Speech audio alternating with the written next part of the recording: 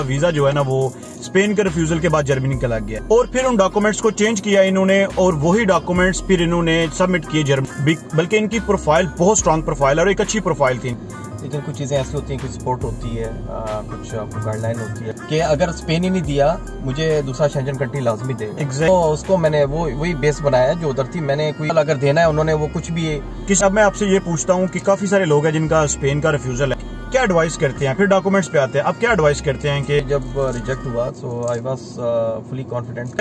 Welcome to my YouTube channel, welcome to another vlog. एक बड़ा ही interesting एक नई स्टोरी के साथ, एक नई इन्फॉर्मेशन के साथ आप लोगों के साथ लेके आया हूँ। आज के व्लॉग में मैं अकेला नहीं हूँ, मेरे साथ हैं शिराज साहब और इनको मैं इसलिए लेके आया हूँ कि मैंने एक वीडियो शूट की थी स्पेन के रिफ्यूजल के बारे में। सबसे पहली वीडियो थी और उसमें मैंने बताया था कि जिनकी मैं आपको ये बता रहा हूँ, स्टोरी सुना रहा हूँ, आई नो हिम पर्सनली। तो सबसे पहले तो ये है कि इनको बहुत सारी कंग्रेचुलेशंस, इनको मुबारक कि इनका वीजा जो है ना वो स्पेन के रिफ्यूजल के बाद जर्मनी का लग गया है। अब जो लोग चैनल पे नए हैं, चैनल को लाइक करें, सब्सक्राइब करें, सर बेल के बटन को जरूर प्रेस किया करें। कोई भी नई इन्फॉर्मेशन आती है, वीडियो आती है तो वो सबसे पहले आपके पास पहुंचे। आज की वीडियो में हम लोग डिस्कस करेंगे इनके साथ कि जब इनका स्पेन का रिफ्यूजल था तो उससे पहले इनके माइंड में क्या स्ट्रेटेजी थी शेंजन को अप्लाई करने के लिए, इनकी प्रोफाइल क्या है, इनकी ट्रैवल हिस्ट्री क्या है, और उसके बाद सेकंड पॉइंट पे ये डिस्कस करेंगे कि जब स्पेन का रिफ्यूजल आ गया फिर इनकी क्या स्ट्रेटेजी थी, इन्होंने क्या ऐसा किया कि जिसकी वजह से इनको जर्मनी का वीजा मिला। फिर इसके बाद मैं डिस्कस करूंगा कि कौन से ऐसे डॉक्यूमेंट्स थे जो इन्होंने स्पेन के लिए लगाए और फिर उन डॉक्यूमेंट्स को चेंज किया इन्होंने और वही डॉक्यूमेंट्स फिर इन्होंने सबमिट किए जर्मनी के लिए। फिर इनसे मैं लास्ट पे एक और पॉइंट डिस्कस करूंगा कि अब अगर ये जर्मनी जा रहे हैं, वहां पे एज अ टूरिस्ट जा रहे हैं, जर्मनी को एक्सप्लोर करने के लिए जा रहे हैं, तो ये इनकी क्या रिकमेंडेशंस हैं कि अगर कोई बंदा वीजा अप्लाई करता है, शेंजन वीजा अप्लाई करता है, तो उसके पास कौन से 3 से 4 सॉलिड पॉइंट होने चाहिए जो उनकी प्रोफाइल को स्ट्रांग करते हैं, वर्ड्स को बढ़ा देते हैं। तो इनसे गुफ्तगू स्टार्ट करते हैं, इनसे गपशप लगाते हैं। शाज भाई थैंक यू सो मच, बहुत बहुत कंग्रेचुलेशंस, मुबारकबाद आपको कि आपका वीजा जो है ना वो जर्मनी का स्टैंप हो गया है। अच्छा, सबसे पहले शाज भाई मुझे ये बताएं कि जब आप स्पेन का वीजा अप्लाई करने जा रहे थे तो अगर आपको याद होगा तो मैंने आपको कहा भी था कि आप स्पेन का वीजा ना अप्लाई करें क्योंकि स्पेन जो है ना वो वीजा नहीं दे रहा था। और उसकी सिर्फ ये रीजन नहीं है बल्कि इनकी प्रोफाइल बहुत स्ट्रांग प्रोफाइल और एक अच्छी प्रोफाइल थी इनकी।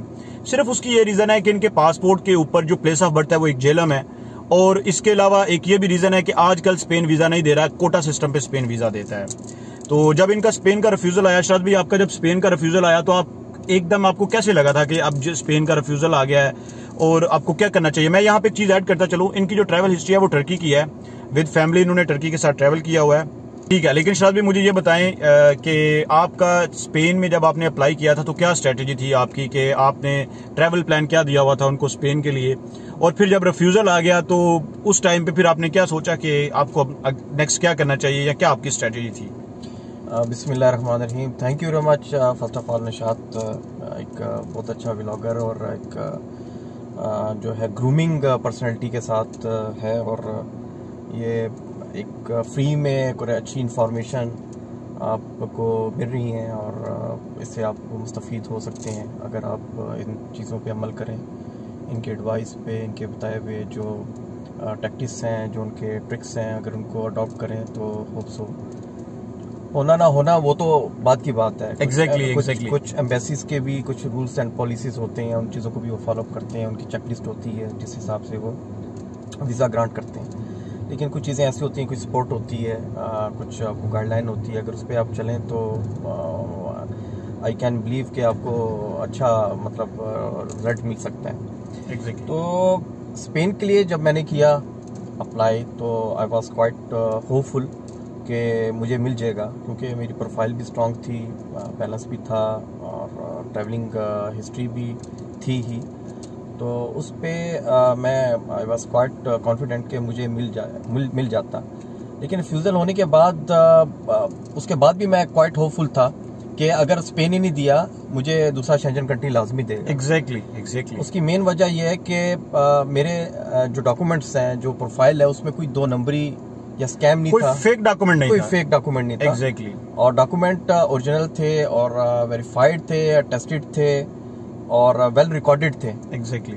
जिसमें कोई 2 राय नहीं हो सकती। जेन्युइन केस सबमिट किया गया था और जो मेरी इंफॉर्मेशन स्पेन में थी एज अ कवरिंग लेटर में जो रिक्वेस्ट मैंने डाली थी जो रीजन शो मैंने की थी to travel Spain for what purpose, same वही रीजन और वही स्ट्रेटेजी जो थी वो जर्मनी के लिए अप्लाई की। एग्जैक्टली वही मैंने डाला उसमें। और जस्ट आई कोई डॉक्यूमेंट्स भी चेंज नहीं किया? कोई डॉक्यूमेंट्स भी चेंज नहीं किया? जी, डॉक्यूमेंट्स भी चेंज नहीं किया, बस कवरिंग लेटर में कुछ वर्डिंग्स मैंने चेंज की। एग्जैक्टली और वर्डिंग चेंज का मतलब ये होता है कि वहां पे आप स्पेन में विजिट कर रहे हैं, बार्सिलोना विजिट कर रहे हैं, यहाँ पे आपने म्यूनिख में जाना है, वहां पे चीजें डिस्कवर करनी है, डिफरेंट है वो चीजें मेंशन की। बाकी जो जेन्युइन एक रीजन शो जो स्पेन में किया था वही मैंने उसमें भी शो किया कि मैं जा रहा हूँ इन रीजन की वजह से, जो पर्सनल रीजन जो मेरी है वहाँ पे, वो उसको मैंने वही बेस बनाया जो उधर थी। मैंने कोई उसमें मतलब उसको चेंज नहीं किया उसको, या कोई चेंज नहीं किया। एग्जैक्टली केस को जो है ना वो चेंज नहीं कर दिया। मैं पहले भी आप लोगों से ये बात शेयर करता हूँ, डिस्कस करता हूँ कि जब आपका केस स्ट्रांग होता है,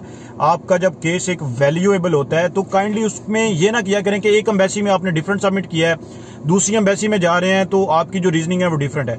जब इन्होंने मेरे पास वो रिफ्यूजल लेटर आया तो इन्होंने सेंड किया, तो उसमें एक पॉइंट नंबर 2 था और 2 था 10 था, ये दो उन्होंने लगाए होते। उसमें 10 और 13 था। 13 भी था। एग्जैक्टली तो intent of stay is not clear. Exactly हो सकता है मुझसे गलती होगी क्योंकि सारा ये प्रोसेस मैंने खुद ही किया। एग्जैक्टली और उसमें इंटेंट टू स्टे का मतलब यही हो सकता है कि आप वहां पे जा रहे हैं, लेकिन आपकी जो बुकिंग है, जो आपका स्टे है, जो आप प्लान दिया है, वो उनको क्लियर नहीं है। एग्जैक्टली तो वो चीजें हो सकता है कि जो मैंने बुकिंग की हो, होटल बुकिंग की हो, या जो आई डोंट नो, क्योंकि रिफ्यूजल अगर देना है उन्होंने वो कुछ भी किसी भी रीजन पे दे सकते हैं। एग्जैक्टली किसी भी रीजन पे दे सकते हैं। तो मेरा नहीं ख्याल कि ये मैंने सब चीजें अथेंटिक दी थी और प्रूफ के साथ दी थी। वो चाहते हैं जाके चेक भी कर लेते हैं, लेकिन डेफिनेटली जैसे निशात भाई ने कहा कि एम्बेसी या जो मुल्क होता है, जो जहाँ विजिट कर रहे होते हैं शेंजन स्टेट्स में, उसमें जो है कोटा सिस्टम होता है। और हो सकता है मेरिट की बुनियाद पे उन्होंने किया हो, फर्स्ट इन फर्स्ट आउट वाली बात, तो नहीं हुआ। लेकिन ये चीजें मैंने उधर रखी, यही चीजें, ये प्रोफाइल सेम और कोई चेंज नो चेंज, तो अल्हम्दुलिल्लाह जर्मनी ने मुझे वीजा दे दिया। शराज भाई, अब मैं आपसे ये पूछता हूँ कि काफी सारे लोग हैं जिनका स्पेन का रिफ्यूजल है, तो मैं आपसे ये पूछना चाहता हूँ कि जब आपका स्पेन का रिफ्यूजल आया, डेफिनेटली बंदा बड़ा हर्ट होता है, बंदा बड़ा डिसार्ड होता है कि अब रिफ्यूजल आ गया है तो क्या किया जाए। तो आप क्या एडवाइस करते हैं? फिर डॉक्यूमेंट्स पे आते हैं, आप क्या एडवाइस करते हैं कि अगर आ गया रिफ्यूजल, ठीक है रिफ्यूजल आ गया है, कोई बात नहीं है। आपको याद होगा कि जब आपने मुझे कॉल की कि रिफ्यूजल के बारे में, तो मैंने आपसे कहा कि कोई बात नहीं, इवन कि मैंने आपसे ये कहा कि आप प्लान प्रिपेयर करें ग्रीस एम्बेसी को हिट करने का या जर्मनी एम्बेसी को हिट करने का। फिर हमने उसके अकॉर्डिंग एक प्लान निकाल लिया कि जर्मनी आजकल जो है ना वो एक अच्छा वीजा रेशो के साथ चल रहा है। तो आप क्या सजेस्ट करते हैं? काफी सारे लोग हैं बेचारे, वो हर्ट हो जाते हैं, फौरन ही डिस्परेट हो जाते हैं कि जी वीजा इशू नहीं हुआ। देखें, हर्ट नहीं होना चाहिए। मेरा भी जब रिजेक्ट हुआ, so I was fully confident के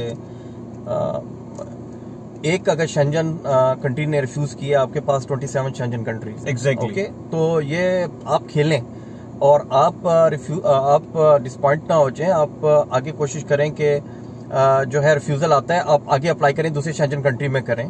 और जैसे निशाद ने बात की, आप एक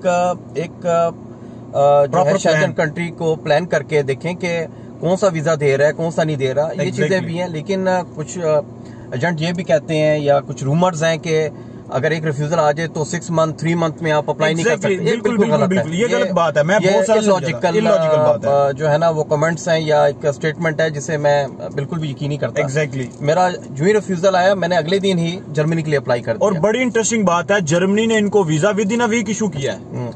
with in a week Germany ने इनको वीजा इशू किया है। इन्होंने कल मुझे कॉल करके बताया है कि जी मुझे एक टेक्स्ट मैसेज आया है, तो आप सर बताएं अपने कि कैसा वो था। जी, मुझे ईमेल रिसीव हुई वीएफएस की तरफ से कि आपका वीज़ा आ चुका है, आप कलेक्ट कर सकते हैं या कोरियर हो सकता है, उसमें आप बताएं।